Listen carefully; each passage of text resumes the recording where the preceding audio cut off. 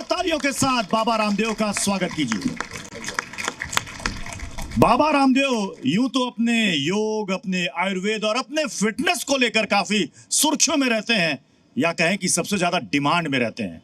आज चूंकि यहां पर जो अखाड़ा लगा है यह है बाबा रामदेव का अखाड़ा। तो बाबा रामदेव जी, आपसे योग की तो बहुत बातें हो जाती हैं, आपसे आयुर्वेद की भी बहुत बातें हो जाती हैं, फिटनेस की भी बातें हो जाती हैं। आज जरा उससे इस अखाड़े में थोड़ी इतर भी बातचीत होगी। तो है तैयार बाबा रामदेव इसके लिए? एकदम तैयार हैं। और आप यदि अखाड़े में यदि कुश्ती भी करने के लिए तैयार हैं तो उसके लिए भी मैट मंगवा लेना प्रत्युष। मालिश भी मैं करवा दूंगा, हड्डियां टूट जाएंगी तो कोई दिक्कत नहीं। नहीं, उसमें तो मैं बाबा रामदेव आपके सामने पहले ही हार मान लूंगा। आपसे कोई मुकाबला कर ही नहीं सकता। चलिए, अभी चूंकि महाकुंभ चल रहा है बाबा, अभी इस समय महाकुंभ में कई सारे बयान भी सामने आ रहे हैं, और एक बयान सामने आया है जिसमें यह कहा जा रहा है कि ये महाकुंभ ये तो वक्फ की जमीन पर हो रहा है, ये तो मुसलमानों की जमीन पर हो रहा है। पहले हम आपको वो बयान सुना देते हैं, उसके बाद आपसे सवाल लेंगे। प्लीज प्ले कीजिए। अखाड़ा परिषद की हाँ में हाँ मिलाते हुए नागा सन्यासी ने भी उनकी तायद की कि किसी गैर सनातनी को यहाँ नहीं आने दिया जाएगा। मगर देखिए कि हमारी जमीन पर वो जो सरजमीन है, वो सरजमीन हमारी है, यानी सरताज नाम के एक मुसलमान की है। और हमने बड़ा दिल दिखाते हुए हमने कभी इस बात की आपत्ति नहीं की कि हमारी जमीन पर आप जो है अखाड़े नहीं लगा सकते। बाबा रामदेव, यानी ये महाकुंभ वक्फ की जमीन पर हो रहा है, वो कह रहे हैं कर लीजिए, हमारी जमीन है। दरअसल इन लोगों का जमीर नहीं रहा है। ये जमीन तो युगों युगों से हमारे पूर्वज सनातनी हिंदुओं की ही है। जब इस दुनिया में इस्लाम नहीं था और वक्फ भी नहीं था, उस समय से हमारे पूर्वजों ने ये कुंभ की और सनातन की परंपराओं को सदा से बरकरार रखा है। अब ऐसे में ये वक्फ वालों ने भी वक्त पर जो ठीक बात कहनी चाहिए थी, करनी चाहिए थी, वो भी नहीं किया। इनकी बुद्धि पर भी तरस आता है। लगता है ऐसे कुछ लोगों की अकल मारी गई है। वो थोड़े दिनों में हो सकता है जी मीडिया के इस स्टूडियो को भी कह देंगे कि ये भी हमारा ही है, पतंजलि भी हमारा ही है, भारत का पार्लियामेंट भी हमारा है, राष्ट्रपति भवन भी हमारा ही है। पार्लियामेंट तो पहले कह दिया कि वो तो ये बातें विवेकपूर्ण नहीं है। हाँ। ऐसी अविवेकपूर्ण मूर्खतापूर्ण बातें नहीं करनी चाहिए जी। अच्छा, हमारे साथ कुछ खास मेहमान भी हैं पैनलिस्ट के तौर पर। हमारे साथ हैं वरिष्ठ पत्रकार हैं हर्षवर्धन त्रिपाठी जी हैं, हमारे साथ वरिष्ठ पत्रकार अवधेश कुमार जी हैं, और हमारे साथ हैं आचार्य विक्रमादित्य जी, और लेफ्ट से हमारे साथ हैं विवेक श्रीवास्तव जी। तालियों के साथ इन सभी का स्वागत कीजिए। और ये भी बाबा रामदेव इस अखाड़े में बीच बीच में सवाल करते रहेंगे, हो सकता है कुछ सवाल चुकते हुए भी अपनी आहुतियां लगाएंगे। और ऐसे भी अग्नि प्रज्वलित हो ही चुकी है। क्या सनातन बोर्ड बनना चाहिए? और इसी के साथ हमारा सवाल एक और जुड़ा हुआ है कि साधु संत कहते हैं कि साहब ये तो वक्फ की जमीन है, और इसमें एक मौलाना साहब हैं शहाबुद्दीन बरेलवी, वो कहते हैं ये महाकुंभ ये धर्मांतरण का अड्डा है, सैकड़ों मुसलमानों का धर्मांतरण करवाने के लिए करवाया जा रहा है। मुसलमानों का धर्मांतरण का तो कोई प्रश्न ही होता नहीं है। वैसे जितने भी इस देश में मुसलमान रहते हैं, करीब शायद 98 या 99% वो सब मूलतः हिंदू ही है, क्योंकि उन सबके मजहब आद बदले हैं, लेकिन अपने पूर्वजों को, पुरखों को कोई नहीं बदल सकता। ये सत्यता है। मतलब सबका डीएनए एक है, आप कह रहे हैं? तो डीएनए, मूल प्रकृति, मूल संस्कृति, पूर्वज तो एक ही है। और यदि बदलने की बात आती तो स्वामी रामदेव ने करोड़ों लोगों को योग सिखाया है। अभी तक तो मैं लाखों क्या करोड़ों मुसलमानों का धर्मांतरण करवा देता। हम किसी के धर्मांतरण में विश्वास नहीं रखते, हम जीवन के रूपांतरण में विश्वास रखते हैं। क्या बात है। तो अगर धर्मांतरण पर यकीन नहीं करते और आप कहते हैं कि सबका डीएनए एक है, तो फिर धर्मांतरण को इतना बड़ा मुद्दा क्यों बनाया जाता है? रहने दीजिए, जो जिस रिलीजन से आता है, अगर सबका डीएनए एक है। देखिए, धर्मांतरण से कुछ लोग फिर जो राष्ट्रीय निष्ठाएं हैं, हमारी आस्थाएं और हमारे विश्वास हैं, फिर भौगोलिक दृष्टि से, राजनीतिक दृष्टि से देश में जो विभाजन चाहते हैं वो विभाजनकारी सोच ठीक नहीं है। कौन चाहता है विभाजन? अब इसमें तो ये तो जग जाहिर है, मजहब के नाम पर पहले भी देश की खंड खंड हुआ है और आज भी इस अखंड भारत को फिर से कुछ लोग खंड खंड करना चाहते हैं। देखिए, आपका अखाड़ा है बाबा रामदेव, और आपने कहा ताल ठोक करके मैं जवाब दूंगा, तो ताल ठोक के बताइए ना, कौन विभाजन करना चाहता है आज की तारीख में? देखिए, जो अखंड भारत प्राचीन काल में था हमारा, अफगानिस्तान तक का भारत तो हमने महाराजा रणजीत सिंह के समय तक ही देखा हुआ है। फिर इंडोनेशिया, मलेशिया से लेकर के चाइना की दीवार से लेकर के और कहाँ मंगोलिया तक भारत का एक बहुत बड़ा प्रभुत्व था। वो धीरे धीरे क्षीण होता हुआ आज से 77 साल पहले हमने हिंदुस्तान, पाकिस्तान, फिर बांग्लादेश, 3 टुकड़े तो हमारे पुरखों ने देख लिए हैं जो इस समय जिंदा हैं। तो अब ये यदि मजहब के नाम पर विभाजन नहीं हुआ तो किस नाम पर हुआ था? तो भारत का विभाजन तो मजहब के नाम पर हुआ है, इसमें कोई प्रश्न ही नहीं है। लेकिन इस तरह का विभाजन अब ना हो, हम कम से कम अब तो एक बन करके रह ले। तो क्या लोग एक नहीं है हिंदुस्तान में? हाँ, अभी भी बहुत विद्वेष है, लोगों के मनों में घृणा है, आपस में नफरत है। और कम से कम ये घृणा नफरत तो राष्ट्रीय एकता के नाम पर तो खत्म कर दो।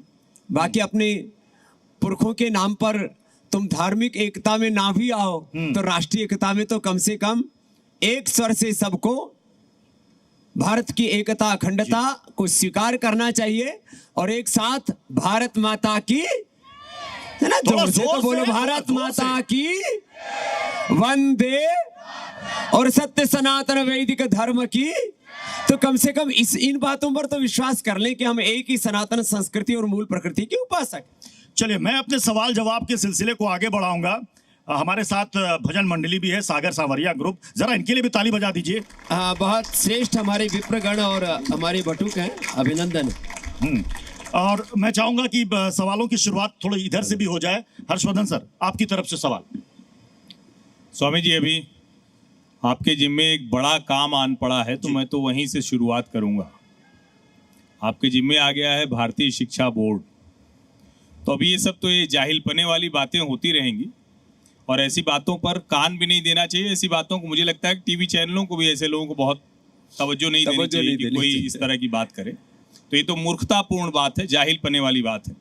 लेकिन चूंकि आपके जिम्मे बहुत बड़ा काम आया है, अभी भारत की सरकार ने भारतीय शिक्षा बोर्ड का जिम्मा आपको दे दिया है और अभी देश की जो सबसे बड़ी जरूरत है कि वो संस्कार, संस्कृति के साथ शिक्षा, इस तरफ आगे बढ़ें। तो आपका वो अभियान कहां तक चल रहा है और अगर कोई उससे जुड़ना चाहता है तो वो किस तरह से जुड़ता है और आपका बोर्ड अभी कहां तक पहुंचा है? हर्षवर्धन जी, देश का मानस निर्माण तो शिक्षा और संस्कारों से ही होगा।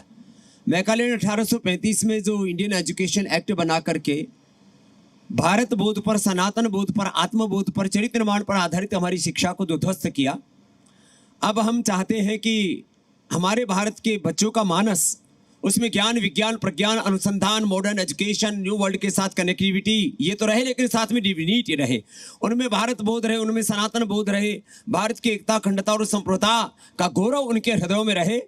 उस भाव के साथ आप एक सभा में मेरे साथ चंडीगढ़ में थे, तब आपने देखा था लगभग 2000 मदरसे भी भारतीय शिक्षा बोर्ड से जुड़ना चाहते हैं। ये एक अच्छी बात है, ये पहल हुई वहाँ चंडीगढ़ में।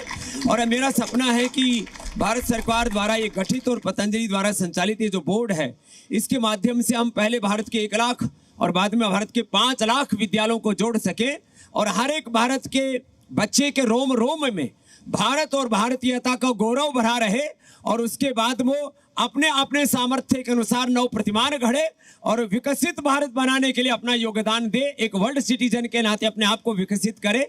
इस सपने में हम आने वाले 5 वर्षों में बहुत बड़े स्तर पर कार्य करने वाले हैं और हम ईश्वर पर विश्वास रखते हैं कि हम इसमें कामयाब होंगे। हर्षवर्धन, चलिए, बहुत अच्छी बात है।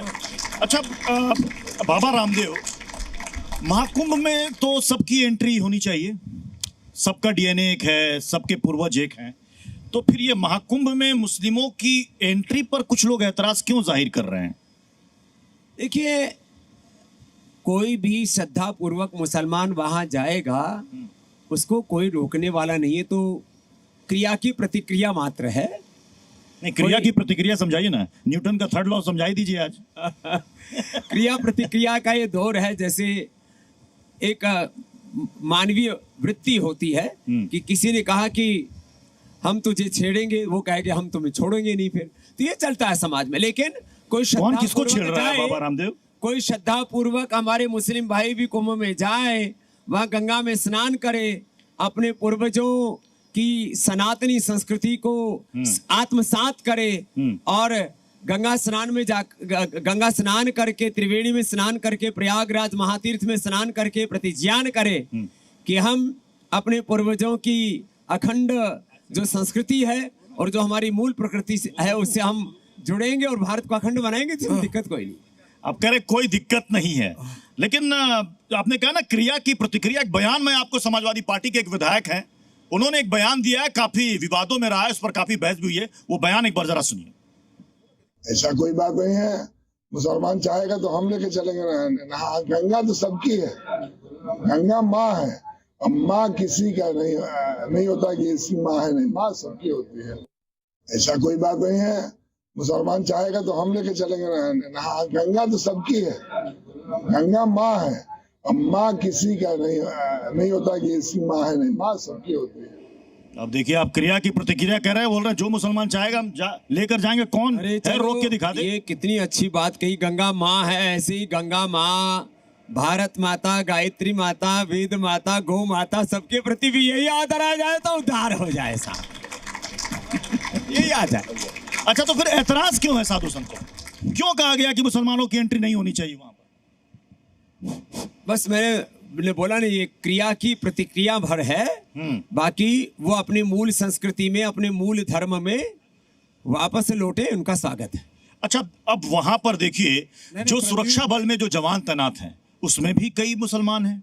अब वहां पर कुछ घुड़सवार दल में जो घोड़े हैं उनमें कई का नाम अकबर है, किसी का नाम शाहजहां है। तो कई मुस्लिम कह रहे हैं कि साहब शाहजहां है, अकबर है वहां पर। सुरक्षा बल में कई मुस्लिम अधिकारी हैं। अगर कोई मुस्लिम वहां पर आ जाए तो क्या ये आस्था खत्म हो जाएगी?